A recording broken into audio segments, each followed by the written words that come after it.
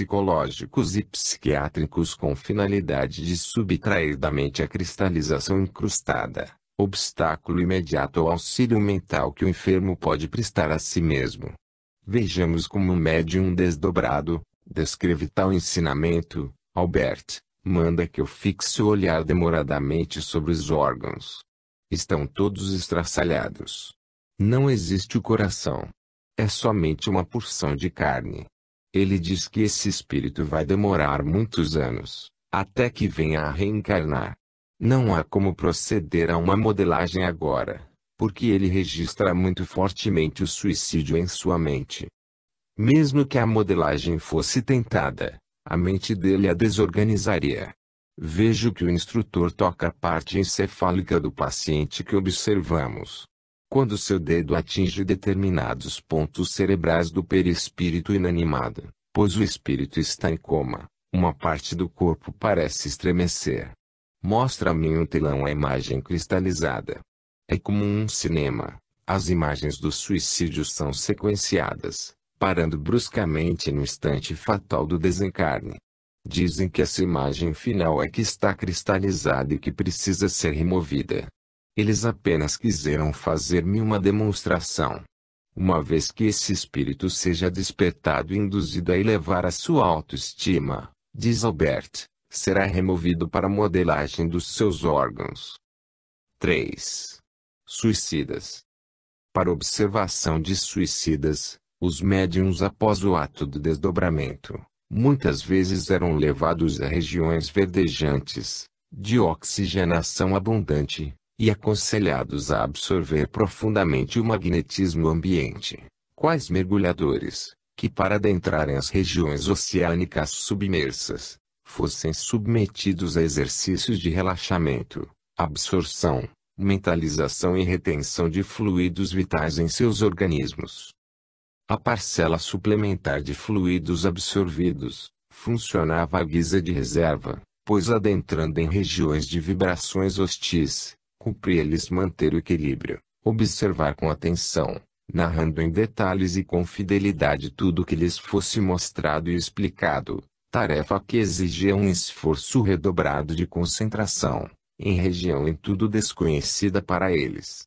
Seus corpos perispirituais eram revestidos por roupões isolantes em alguns casos, à semelhança das roupas protetoras contra radiações atômicas, para que as vibrações dos suicidas não lhes causassem desarmonias orgânicas.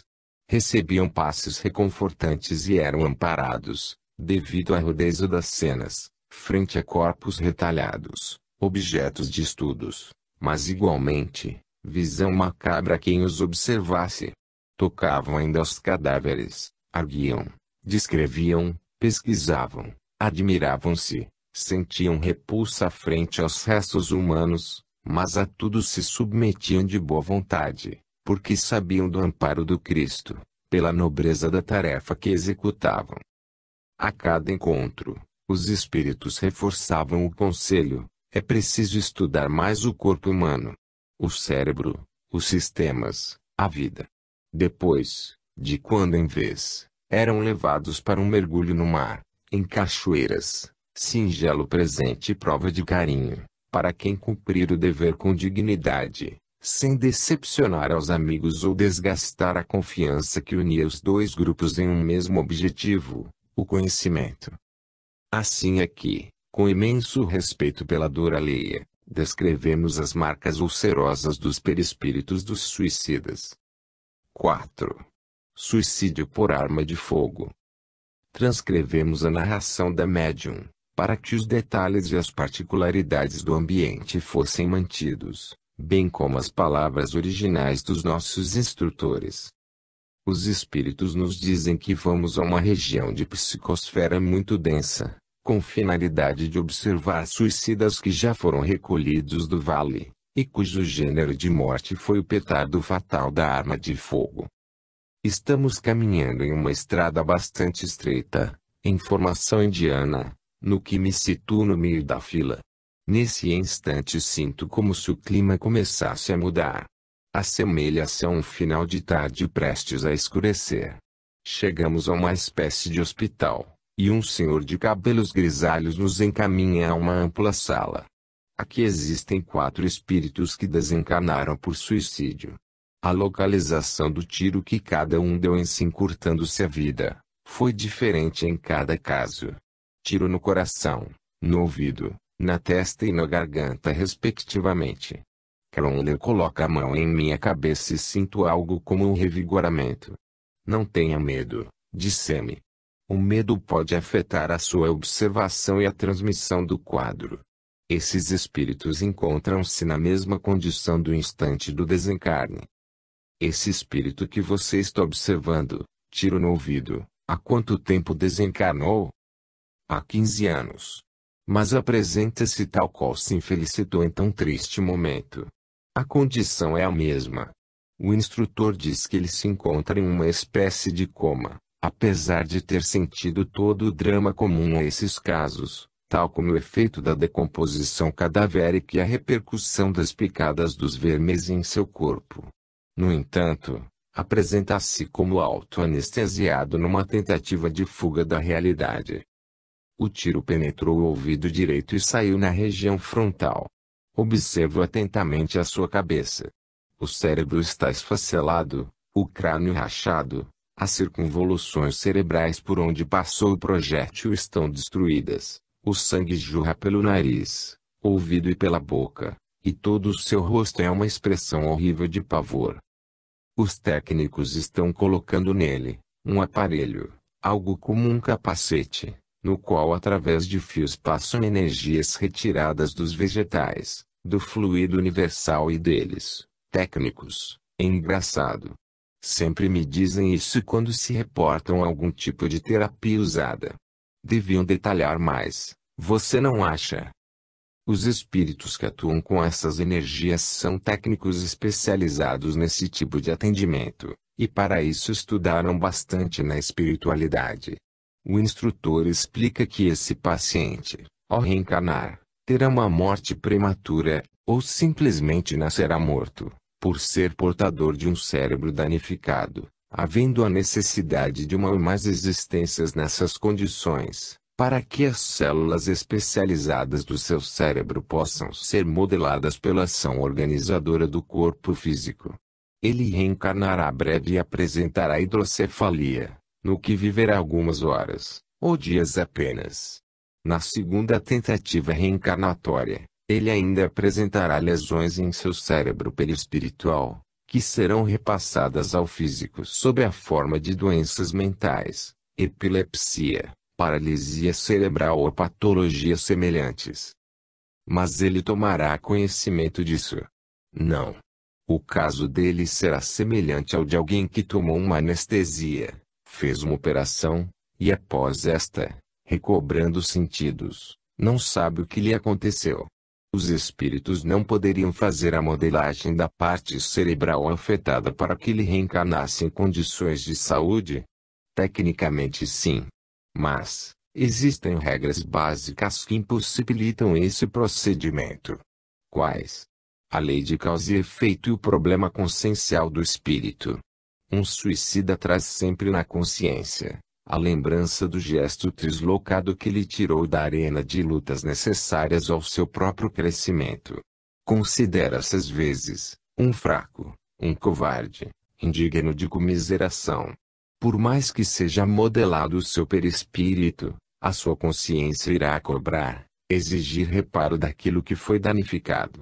Nós, os modeladores, estou repetindo o que ele diz, não podemos interferir na lei de causa e efeito. Apenas amenizamos o sofrimento, obedecendo ao merecimento do espírito frente às conquistas morais que apresenta. Jamais poderemos retirar a lesão causada pelo próprio ser em si mesmo, em sã consciência.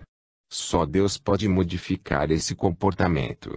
A reencarnação é a forma imediata e mais adequada para a recomposição perispiritual do suicida, onde ele materializará no corpo físico os estigmas que causou a si mesmo. As cirurgias, enxertos e modelagens que efetuamos, possuem a função de organizar, reestruturar o organismo para que, apesar de no futuro o corpo vir a apresentar anormalidades, tem um funcionamento que possibilite a sua permanência em atividade, como bênção para esse espírito, embora que, em muitos casos, uma permanência puramente vegetativa. Mas, o suicida através do esforço, da boa vontade, do trabalho e da disciplina mostrados na erraticidade, não pode conquistar a dádiva de um corpo físico perfeito pelo que então construiu. Depende. Os suicidas involuntários não apresentam no físico os estigmas, mas quase sempre os carregam em seus perispíritos, como forma de auto-obsessão, dores incuráveis que não encontram resposta na medicina terrestre, problemas angustiantes, depressões inexplicáveis, mas que possuem sua gênese na matriz perispiritual. Para esses, o exercício do amor ao próximo levado a efeito em tarefas enobrecedoras, o cultivar do otimismo, a oração sincera, a meditação em temas que fortaleçam a fé, o conduzir-se mediado pela disciplina e a prática da perseverança, constituirão um salutar remédio. Tal filosofia de vida os libertarão dos melancólicos problemas, ou no mínimo, os tornarão reduzidos, microscópicos até, pela observação e participação benéfica na erradicação das dores alheias. Os suicidas voluntários, que danificam o corpo em sã consciência, trazem na matriz perispiritual as lesões que deverão plasmar-se no físico, pois os técnicos em reencarnação traçam seus mapas genéticos, observando a ficha do suicídio em questão. Nessas fichas são anotadas as lesões orgânicas, o gênero de morte, causa do suicídio e demais dados pessoais. Como regra geral, o suicida deve reparar o mal que fez a si, harmonizando-se com o seu corpo, outrora marcado, o que ocorre através de lesões nos órgãos afetados. Isso não quer dizer que jamais ocorra que um suicida receba por mérito um corpo físico aparentemente saudável. Ocorre que, embora o problema físico seja amenizado ou torne-se inexistente, o suicida sempre portará na sua reencarnação imediata, uma espécie de reflexo, um velado pesar na consciência, um indefinido sentimento de culpa em sua intimidade. Somente o abnegado amor ao trabalho fraterno preencherá tais lacunas e o fortalecerá para a superação das condições que o levaram ao suicídio no passado e que certamente se apresentarão em semelhança espantosa no presente. Mas, digamos que o suicida reencarnado não corresponda à expectativa de crescimento esperado, o que lhe ocorrerá? O exercício do amor fortalece o espírito, dotando o perispírito de uma maior resistência fluídica, melhor desempenho energético, diminuindo a sua vulnerabilidade frente aos bacilos, vibriões, larvas e petardos mentais de inveja, cólera, ciúme e outras enfermidades. A oração e o trabalho funcionam como vacinas, imunizando e fortalecendo o perispírito contra fluidos nocivos. No sentido inverso, o espírito não dispõe da ajuda eficiente dos bons espíritos, que dele se afastam. Sua acomodação ou desregramento provoca uma queda no tom vibratório do seu perispírito, que passa a operar com baixas parcelas energéticas, tornando-o vulnerável à invasão microbiana diversificada. É então que, pela imprudência, a doença virá. Sendo o amor, alimento essencial ao espírito, aquele que dele não faz uso, debilita-se, e debilitado enfermiça. Agora estamos observando um outro caso. O espírito que atirou na testa, no centro da região frontal. Vejo como se seu cérebro estivesse em parte vazio. O efeito da bala em seu percurso provocou um derretimento de frontal a parietal. Veja nitidamente a abertura, como um caminho situado na parte superior do cérebro. Os técnicos estão aplicando passes na região afetada e o suicida não apresenta nenhuma reação às descargas energéticas. O cérebro que ora observo encontra-se em diferentes condições do que observei há pouco.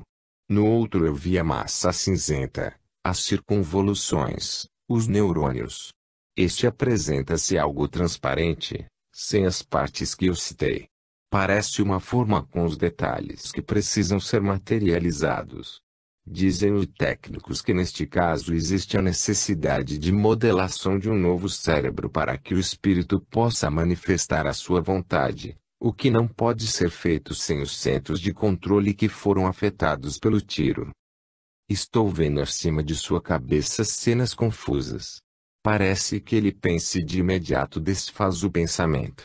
Isso ocorre, diz o instrutor, porque ele desarticulou os centros de controle cerebral, não podendo coordenar seus pensamentos. Existe uma dificuldade em fixar o pensamento e de impor a ele uma diretriz, conservando-a. Observe e vejo que é uma mulher. Ela encontra-se aqui há 25 anos e sua recuperação é muito lenta. A reeducação neste caso ultrapassa o psiquismo, pois a fisiologia também tem que ser exercitada. Como destruiu o centro da visão, vai iniciar por ver sinais, cores, imagens simples, também vai reaprender a falar. Ela encontra-se na condição de quem tudo esqueceu, precisando reaprender para então encarnar. Não o fará todavia com o vazio no cérebro referente ao dano causado pelo tiro, pois os técnicos promoverão os reparos necessários. Mas, a parte afetada corresponderá no físico a uma lesão irreversível, espécie de justaposição de células, inadaptadas para suas reais funções. Esse gênero de suicídio pode gerar por ocasião do reencarne, enfermidades tais como nascimento prematuro, lesões profundas no cérebro acarretando surdez, mudez, cegueira, hidrocefalia, idiotia completa, ou mesmo, condições vegetativas de vida. Mostra-me o instrutor, um cérebro que quase não apresenta circunvoluções cerebrais. É quase todo liso. Como administrar uma aula? Elucida que as regiões lisas foram as partes afetadas pelo tiro e que por ocasião do reencarne dessa paciente, as partes danificadas não lhe obedecerão ao comando. Fala que, embora elas sejam compostas por células vivas, não terão as condições de efetuar o trabalho que lhes competiam realizar. Sugere agora uma pausa para meu refazimento. 5. Suicídio de gestantes. Desdobramento de outro médium. Este médico, este senhor que me orienta, diz chamar-se Charles, e pede que eu narre com detalhes e de maneira a não deixar dúvidas, a tudo aquilo que me for apresentado.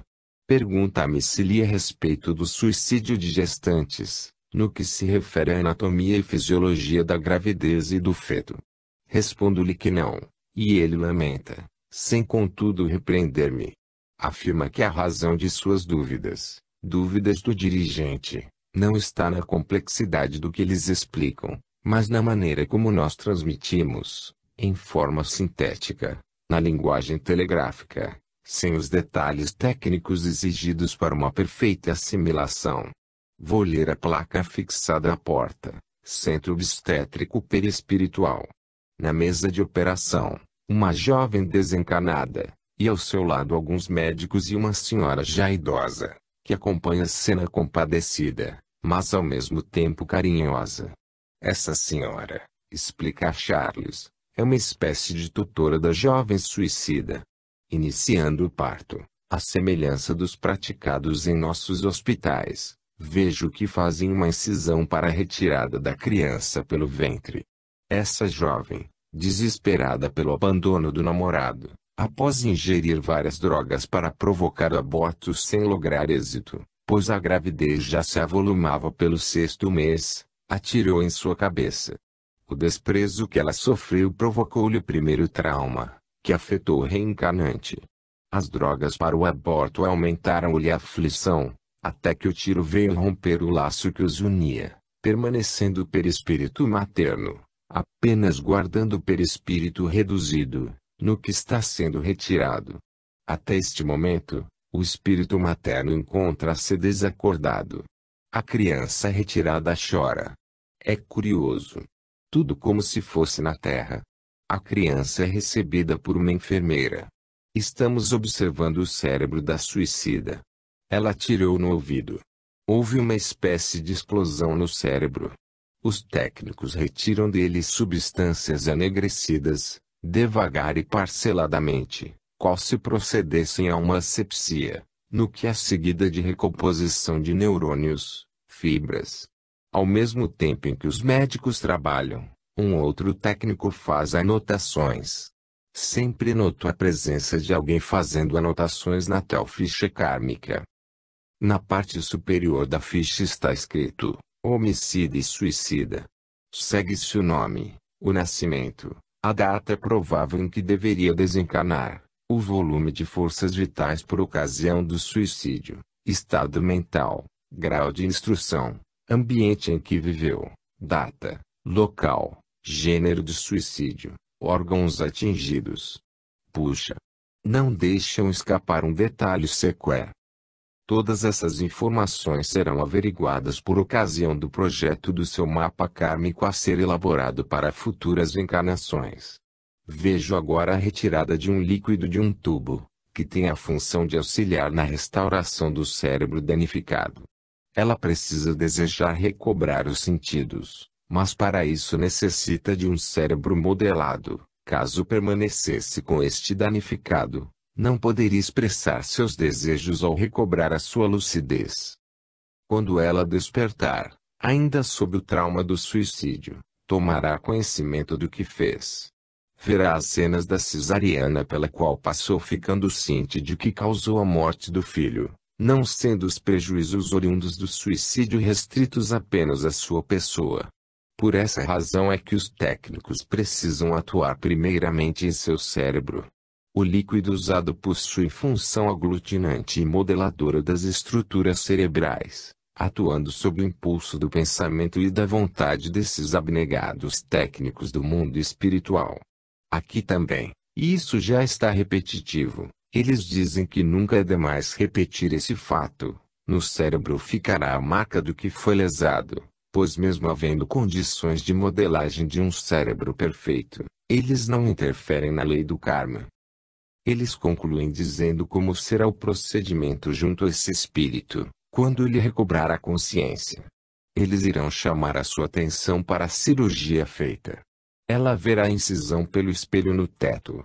Ainda com a mente conturbada, ela enfrentará a realidade a que condenou-se. Será mostrada sua ligação com o reencarnante frustrado e o instante do seu desenlace. Vamos agora examinar um outro caso. É uma mulher com o ventre muito volumoso. Ela deu 2 tiros em si mesma. O primeiro foi na criança que abrigava em seu ventre e o segundo foi em seu coração. A explicação do instrutor é que são 2 espíritos que se odeiam, e que o caso dessa irmã suicida complicou-se muito com essa atitude, pois sofre agora a ação odienta daquele que deveria ser seu filho. Este, alojado no ventre, recusa-se a sair, provocando os mais variados distúrbios. Observa uma cena horrível.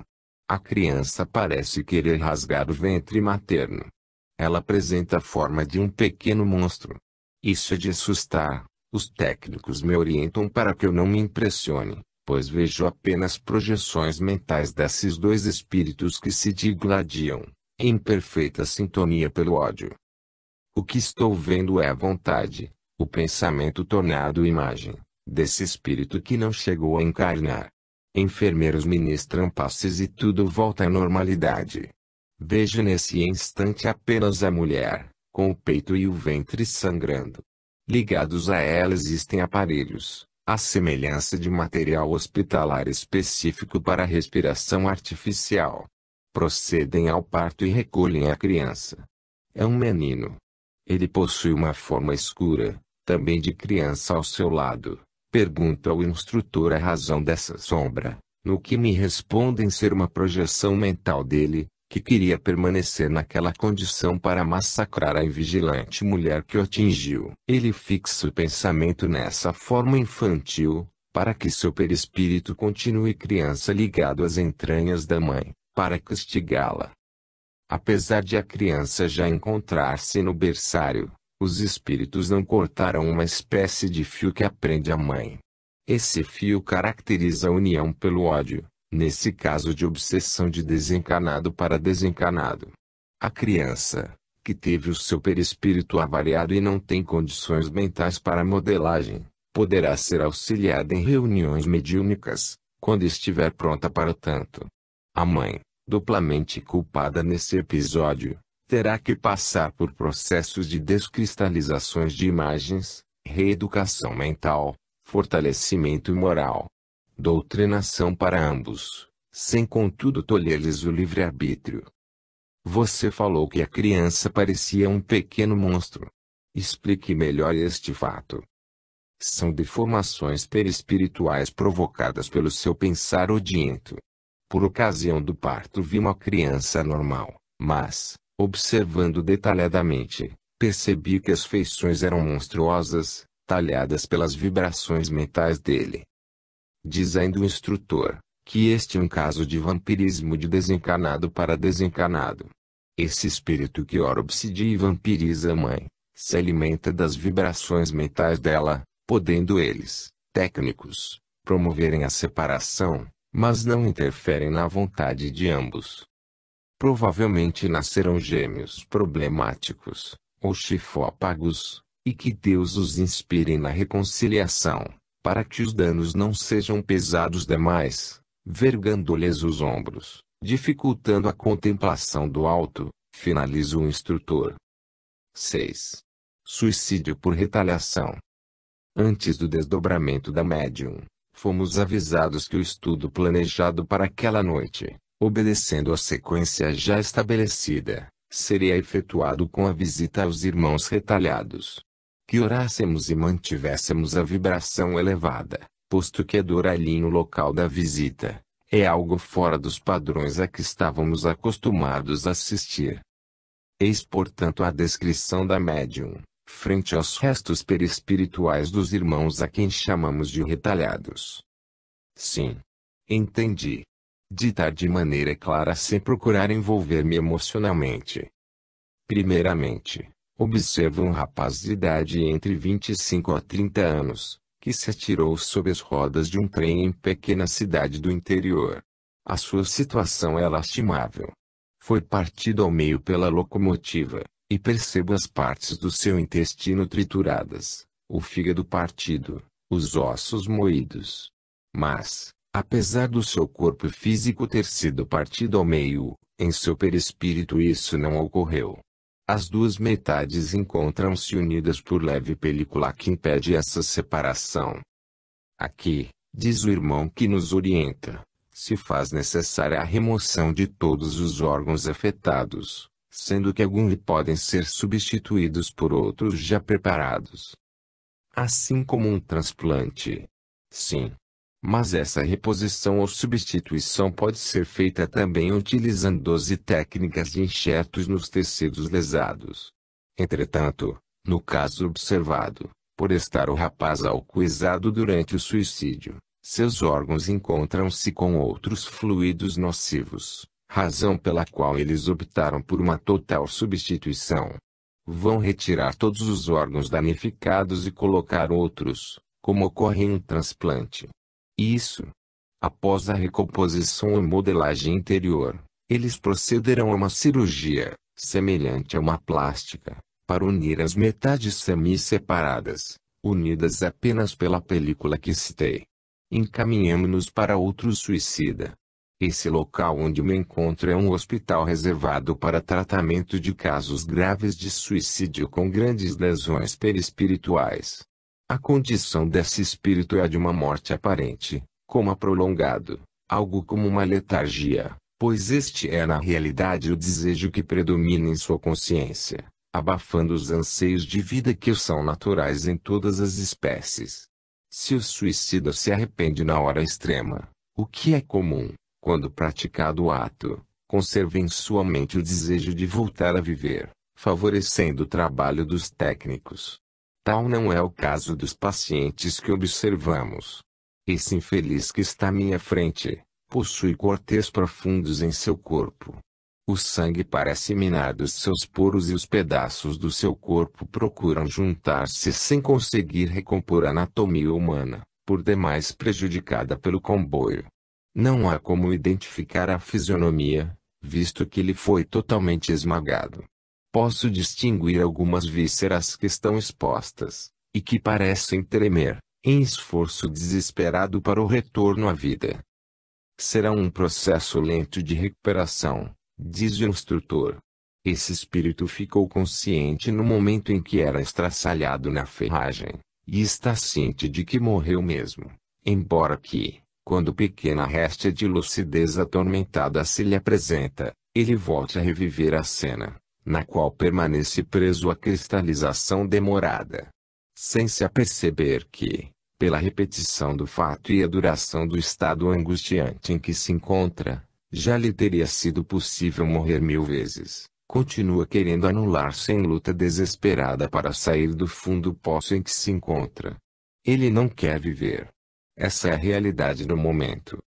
O instrutor afirma que o trabalho junto a esses irmãos se reveste de inúmeras dificuldades, pois eles querem continuar mortos, procurando ignorar até mesmo a existência do espírito. Salienta todavia que muitos de nós encarnados, vamos durante o sono físico ministrar-lhes passes e envolvê-los em preces e vibrações amorosas, constituindo-se essa doação em bálsamo dulcificante para suas dores. O tratamento inicial nesse caso, é o despertar da morte, no que se segue a reeducação mental que propicia a modelagem. Esse tratamento consiste em uma espécie de indução. São despertadas na mente do suicida cenas dele próprio, momentos alegres que viveu, entes amados. Existem técnicas para isso neste hospital. Essas cenas motivam a mente para um retorno à vida. Promovem um despertar, embora angustiado, gerando esperanças e desejos de soerguimento. Após essa indução, segue-se o treinamento para a remoção da cena coagulada. Sabe que eu não entendo como isso é feito, prolongando-se o tratamento de maneira mais eficiente, pois conta com o desejo do paciente em promover a sua cura. Apesar de tudo isso, o trauma do suicídio continuará impresso na mente. Ninguém consegue retirar, a não ser ele mesmo, através de reencarnações dolorosas. Este irmão, conclui Albert, provavelmente levará a mãe ao desencarne quando tentar mergulhar no corpo denso. Agora retorno para que o estudo prossiga com outro médium. 7. O suicídio por explosão. O suicídio não é um ato impensado, e decidido improvisadamente. Existe um planejamento anterior, motivado por uma inadaptação para com a vida, que tem causas na presença de psicoses, na depressão profunda, na perda de valores pessoais, no desejo de punição, no isolamento e infelicidade. Às vezes antecede o suicídio, agitação e ansiedade exageradas, e a perda dos 4 apetites: fome, sexo, sono e atividade. Há ainda que considerar o sentimento de culpa que transborda do inconsciente para o consciente, impregnando do desejo de autopunição, por não perdoar sem participação de ações indignas perpetradas em passado reencarnatório. Isso caracteriza uma auto-obsessão dominadora, culminando com o suicídio induzido, onde existe não raro a participação de terceiros, credores impacientes e desavisados quanto às diretrizes das leis divinas. Em qualquer desses casos, com exceção da loucura, o suicídio é de mentalização prévia e de decisão inadiável, por força de um raciocínio distorcido, que julga ter a morte o poder de tudo apagar, pulverizar a situação dolorosa, a vergonha, o medo, a vida. A sobrevivência do espírito, argumento que a consciência se anima a lembrar, nem sequer é cogitado nesses instantes de loucura. Caso a condição de indestrutibilidade fosse evocada, essa realidade traria inúmeros desdobramentos, e forçoso seria concluir que, na fuga para não se precipitar no abismo interior que o apavora, cairia em despenhadeiro mais profundo e mais íngreme caso tentasse o suicídio. Quando o suicídio é motivado pela falência material, o seu autor substitui o cobrador de simples títulos por carrasco inflexível, a exigir títulos morais. O tiro, o laço, o ácido, o veneno, em nada subtrai a dor já existente, antes, adiciona-lhe material corrosivo, a queimar o mais íntimo da sensibilidade, provocando máscaras de pavor. As chagas do refazimento só surgirão após muitas lágrimas, lavando com o sal da penitência as úlceras da desobediência às leis maiores. Quanto sofrimento evita a lembrança de Deus e a sua coerente interpretação. Quanto mais intenso o desejo de anular-se, mais o gênero da morte pode ser violento, como se o suicida desejasse desaparecer, sem deixar um traço sequer na face do planeta.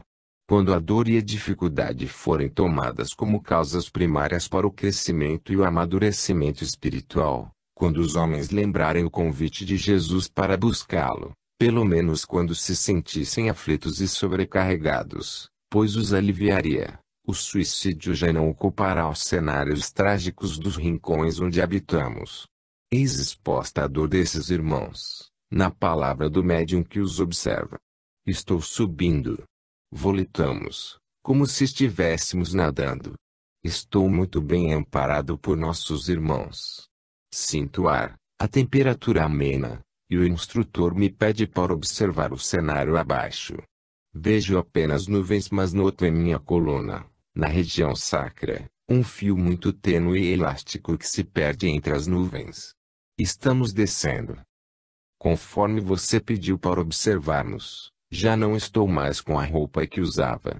Visto um traje longo e branco que me deixa perceber do corpo apenas as mãos.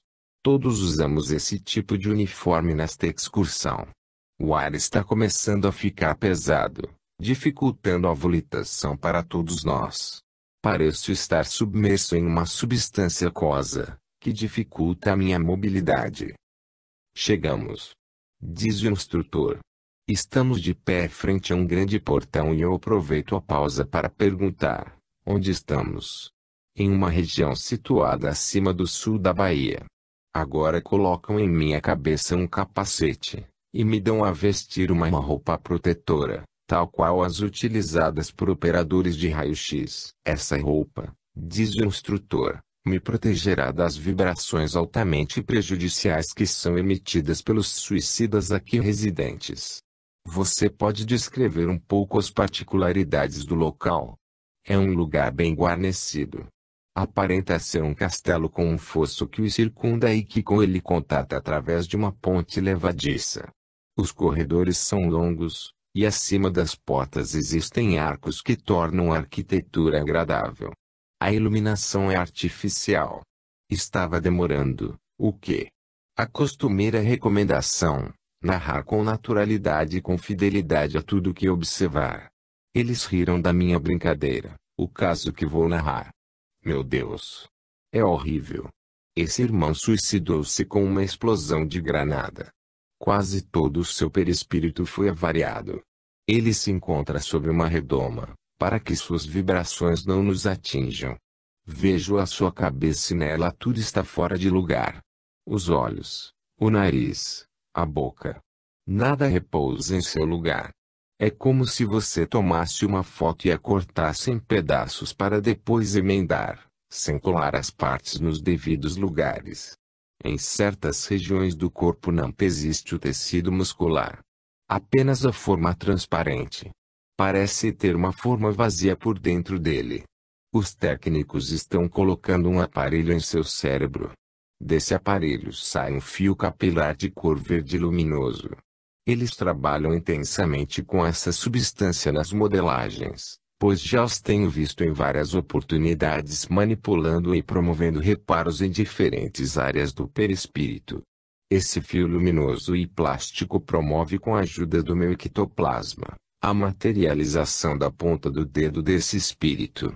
Gostaria de poder entender esse processo para melhor lhe explicar o que está ocorrendo. Sinto pela minha deficiência. O tratamento aplicado a este paciente será semelhante ao praticado junto aos retalhados, adianta o instrutor. Modelação de um cérebro, introdução de imagens por indução, retirada da cristalização, reeducação mental. Receba a orientação de voltar, para que outro médium prossiga o trabalho. Estou em uma sala. Aqui a iluminação não é artificial. A luz que percebo é solar. Nossas reuniões são noturnas. É em tudo parecida com uma sala de espera de um hospital. Ao meu lado, uma mulher de aproximadamente 40 anos, roupa branca, parecendo ser médico ou enfermeira. Eu estou vestindo uma roupa esterilizada, com gorro na cabeça, e passo por um processo de esterilização para penetrar no ti. Essas são informações que ela me pede para passar para você. Entramos. Observo câmaras, quais incubadoras, que guardam espíritos de tamanho adulto, mas adormecidos ao que me parece. Essa incubadora tem a aparência de um molde físico. Existe o local dos braços, das pernas, da cabeça, em tudo semelhante a uma forma humana. Sim, mas há uma espécie de vidro por cima. Estou observando. É impressionante. Vejo todos os órgãos funcionando como se houvesse uma pele transparente sobre eles. Mas eu sei que existe um espírito ali. Percebo sua cabeça. É um homem. Noto inclusive a sua barba. É engraçado. Seus órgãos são todos transparentes. Existe o colorido dos órgãos. Vejo tudo em cores. Sangue vermelho, coração ritmado, vísceras em movimento. E como uma aula de anatomia humana em um laboratório muito avançado. O instrutor aponta os intestinos e me diz para observar com bastante atenção. Vejo os pulmões funcionando quais folhas, o esôfago, a glote em movimento de engolir, o fígado, que apresenta ligeiro tremor e os rins em seu trabalho de filtragem de sangue. Mas, não acredito. O que aconteceu de tão inusitado para espantá-la? Aquela pele transparente que me deixava ver os órgãos, parece estar tomando a cor da carne. A pele parece estar sendo formada sob minhas vistas. Vejo nitidamente isso na mão do paciente. A enfermeira que estava comigo na entrada comenta que estou assistindo à reconstituição biológica do perispírito. Que essa demonstração é para que soubéssemos que o perispírito tem todos os órgãos funcionando como o corpo humano. Sangue, hormônios, enzimas. Tudo. Vejo artérias, veias, capilares, como se a minha visão tivesse o poder de penetrar na matéria. Sobre a incubadora tem um instrumental bastante sofisticado, que nem vou tentar descrever para você, pois sei que não conseguiria. A sua função, dizem, é recobrir essa forma transparente, com uma substância esverdeada, meio azulada, mais sutil ainda que aquele gás dos letreiros luminosos, no que vai aparecendo, materializando, se é que posso dizer assim, a pele. O que era transparente vai se tornando carne viva. Vejo aparecerem as unhas da mão. A forma vazia tem todos os desenhos dos órgãos. Sim. E essa substância vai preenchendo. Exato. Vai preenchendo. Por isso tudo aqui é esterilizado. Deve existir uma harmonia de pensamentos por parte dos técnicos, voltados para essa finalidade. Eles são especialistas. Assim como existem especialistas em coração, fígado, nervos. Esses técnicos se reúnem para esse fim, ou seja, recompor um organismo perispiritual que foi parcialmente destruído em uma explosão. Agora começo a perceber que a mão já tem a forma de carne. Os técnicos dizem que é um processo demorado. Não existem condições de modelar o corpo de uma só vez, pois o espírito encontra-se em estado de inconsciência total. Essa situação se assemelha a uma morte aqui no mundo dos espíritos. Esse espírito que você está observando teve o seu perispírito reconstituído? Sim. Mas não agora. Ele tinha todos os órgãos formados quando eu cheguei. Os técnicos fizeram uma demonstração para o nosso entendimento. O trabalho foi árduo pois a explosão reduziu seu corpo a centenas de pedaços, o mesmo acontecendo com a forma, a matéria perispiritual. Você tem certeza que tudo foi reconstituído? Reafirmam os técnicos que sim. Todos os sistemas. O que restou da explosão foi pouca coisa. A partir da forma vazia que chamam de corpo mental, indestrutível diante de qualquer agressão, foi possível a reconstrução do perispírito. O corpo mental funciona como um molde, tem as mesmas formas das partes do corpo. A mão é como uma luva. Cada órgão parece ser a matriz que subordina a modelagem no perispírito. A aparelhagem e os técnicos reunidos modelaram pelo poder da mente, de seus conhecimentos e de suas vontades, quase todo o organismo perispiritual. Dizem que a visita está terminada e pedem para que não esqueçamos as orações pelos suicidas. 8. Suicídio por maceração. Pisar uma flor. Por que alguém pisaria uma flor? Perguntei a mim mesmo enquanto observava um ramo de miosótis no Vale das Flores. Recordei André Luiz, através de uma de suas frases, elaborada em situação semelhante. A fixação das paisagens sombrias desacostuma a percepção estética para as visões harmoniosas da natureza. É verdade. O suicida sofre uma fixação mental nas telas do pessimismo, que vai estreitando o seu caminho e a sua visão, ao mesmo tempo em que agasalha a ideia de evadir-se da situação constrangedora em que se encontra, posto que, tomado de ânsias e íntimo da depressão dominadora que lhe embaça os sentidos, capitula à frente ao clamor da vida que o chama, adentrando-se no vigor da morte que o espera.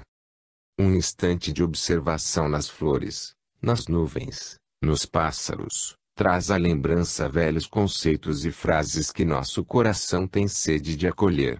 Pensei no Evangelho: vossas almas não estão esquecidas, eu, o divino jardineiro, as cultivo no silêncio dos vossos pensamentos. Venho instruir e consolar os pobres deserdados. Venho dizer-lhes que elevem a sua resignação ao nível de suas provas, que chorem, porquanto a dor foi sagrada no jardim das oliveiras, mas que esperem, pois que também a eles os anjos consoladores lhes virão enxugar as lágrimas.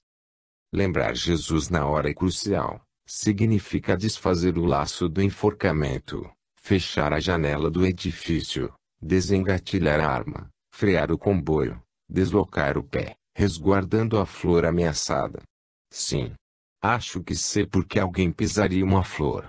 Por doença, depressão, desespero, indiferença, esquecimento. Esquecimento do Evangelho de Jesus, tão fértil em vida palpitante e em convites à glória da superação de si mesmo. Vinde a mim vós que sofreis e que vos achais em aflição e eu vos aliviarei. Aquele que confia nesse chamado jamais tentará o suicídio. Fomos levados a observar irmãos que se lançaram edifício abaixo. Eis a dor em forma de alfabeto. Observo um homem que se lançou de um edifício. Seu corpo é flácido como uma geleia. Ele encontra-se sob uma redoma protetora, que ameniza as vibrações que emite, prejudiciais para os outros enfermos. Em cima dessa redoma, existe um recipiente parecido com um funil, que recolhe uma espécie de cola branca que nele é despejada por um cilindro, que lhe margeia na parte superior. A substância é um pouco pegajosa e gelatinosa. Diz o instrutor, que ela é elaborada a partir de vegetais, minerais e do ectoplasma. Complementa que existe um substituto do ectoplasma, elaborado por eles, mas, que no momento, estão utilizando o ectoplasma de todos nós do grupo. Essas substâncias, às quais me reportei, passam por um processo químico e são transformadas no medicamento em questão. Aponta as fórmulas químicas e lamento nada entender dos desenhos e símbolos mostrados. O instrutor toma de pequeno aparelho e coloca em seu interior uma gota da substância que me referi, projetando-a sobre o fígado do suicida. A transformação ocorrida no local é espantosa. Houve uma regeneração, uma recomposição total da parte afetada. Vejo que até a película que recobre o fígado adquiriu tonalidade viva. O aspecto doente que ele retinha desapareceu por completo. Estão sorrindo de minha admiração.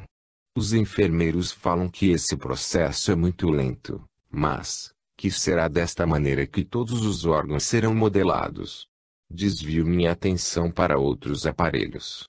da espécie de funil que funciona como depósito para a substância restauradora. Saem vários tubos transparentes muito finos que se ligam a cada órgão do suicida.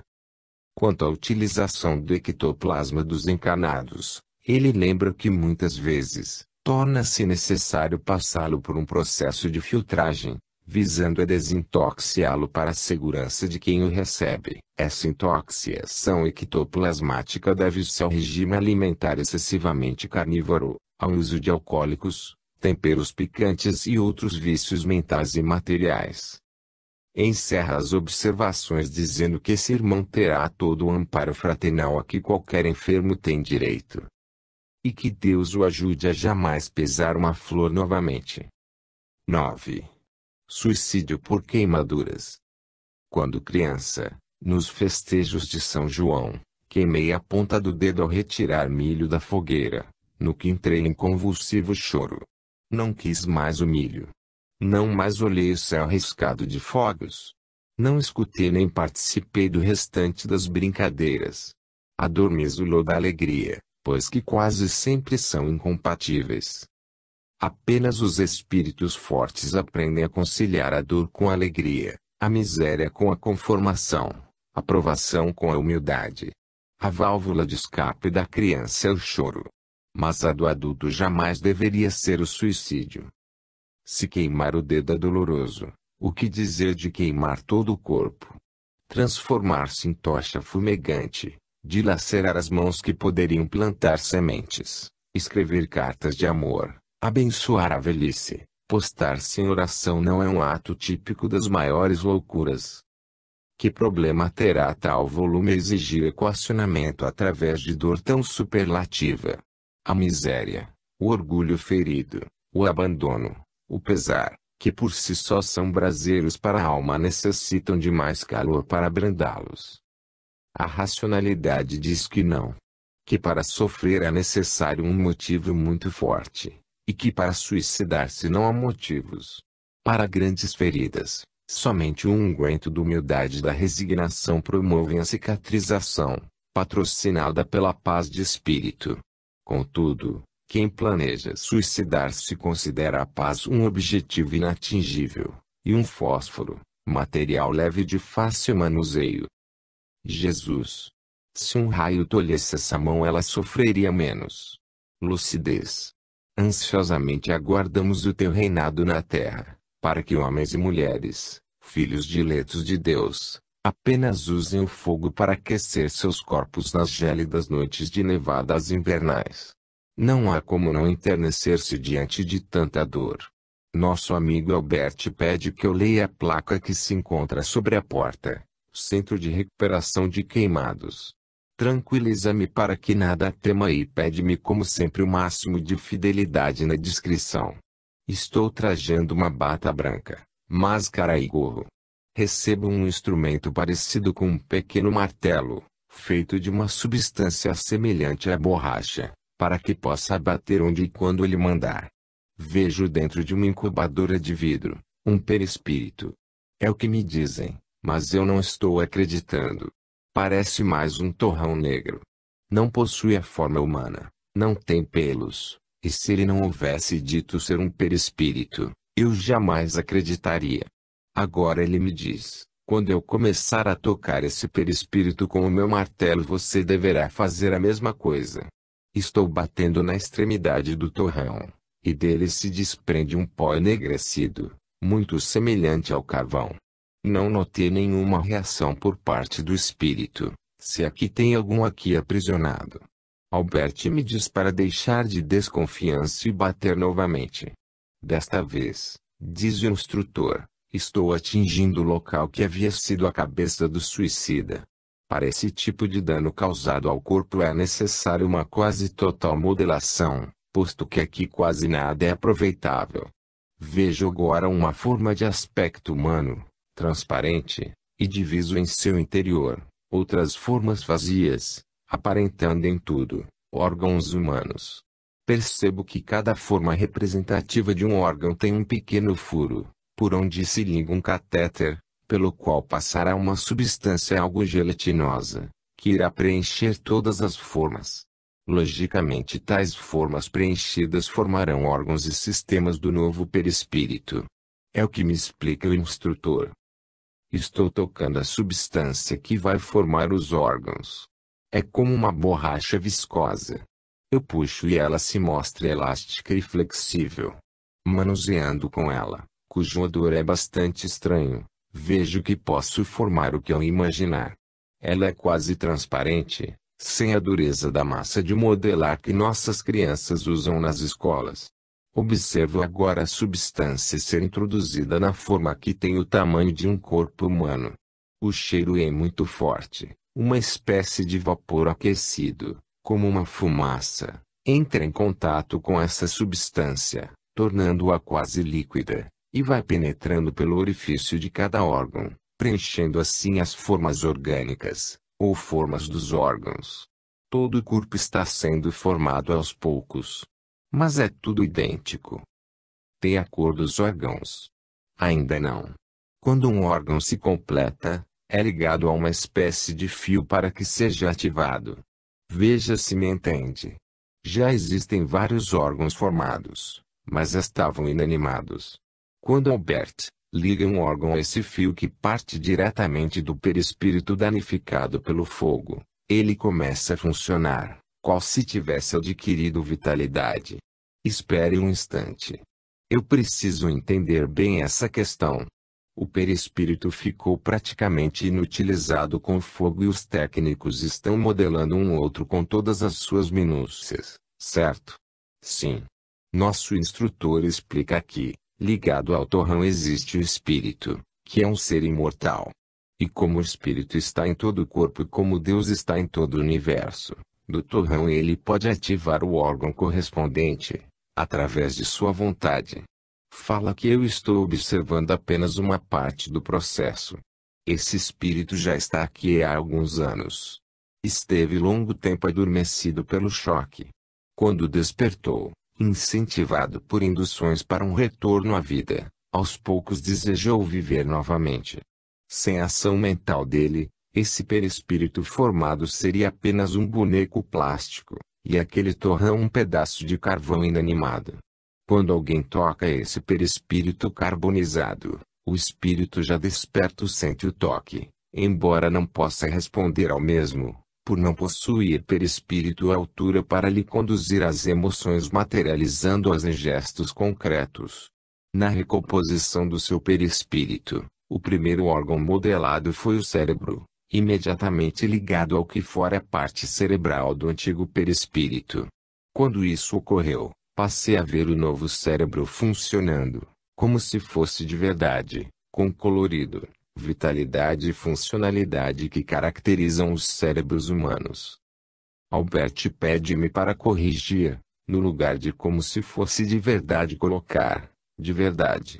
Você está observando a vida que nunca se extingue, passar para o novo perispírito, enfatiza.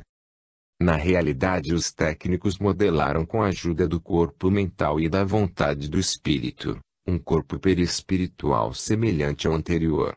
Porém, como o suicida através do ato que praticou contra si, lesou muito do seu corpo, imprimiu nele as deformações que a sua mente atormentada trazia. É como se o novo corpo formado fosse algo neutro, e aquele que dele vai fazer uso, o modela segundo as impressões mantidas em sua mente. Por isso, o novo corpo perispirítico apresentará deformações, esculpidas por ele próprio, o suicida. Explicam-me ainda, que quando este espírito despertou, não podia manifestar-se através do seu perispírito, razão pela qual foi urgente a necessidade de recuperá-lo. Isso tudo me parece meio mágico. Simples demais. Albert diz que Deus fez as coisas simples, o homem é que as complica. Lembra a você um autor francês de sua preferência que diz: nascer é simples, viver é simples, então morrer deve ser simples. Diz que você pode adicionar: reviver também é simples. Por outro lado, o espírito quando passa de um mundo para outro não troca de substância perispirítica com a rapidez de um raio. Chamaria isso de mágica também? Por fim, O instrutor afirma que esse espírito ao encarnar poderá e deverá nascer totalmente deformado, não atingindo nem mesmo a forma humana, algo como um mioma, um quisto acoplado no útero. Poderá ainda portar uma doença muito séria se de caráter incurável na pele, tal como a hanseníase. Mas será uma hanseníase profunda,